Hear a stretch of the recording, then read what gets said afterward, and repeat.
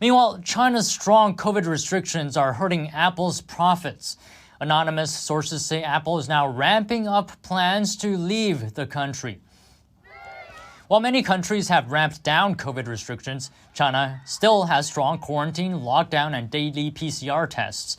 Large groups of loud protesters are even risking their lives by criticizing the Chinese Communist Party and calling for Xi Jinping's removal. Meanwhile, China's relationship with the world is getting worse and worse. It's not just Apple. Almost all businesses are upset by China's stringent COVID policies. American companies' confidence in China has plummeted to a record low, according to the U.S.-China Business Council. Many records have been hit.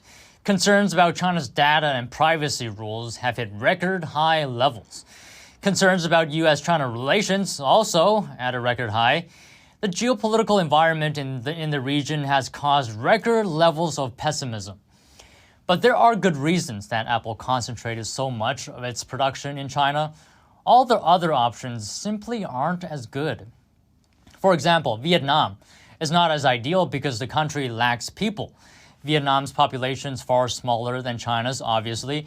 It can have small manufacturing sites with 60,000 people. Meanwhile, China has mega sites with hundreds of thousands of people.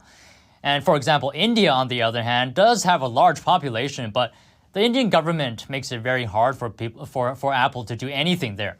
The country doesn't have consistent rules, and each different region gives Apple a hard time in different ways. Apple has put so much into China that just relocating 10% of its operations there could take almost a decade. Apple is now heading towards a less centralized system where it'll have more operations in different regions. Apple does have some operations in the U.S. Last year, 48 of its 180 suppliers had moved some operations to the U.S. But it's a very small portion of its total operations.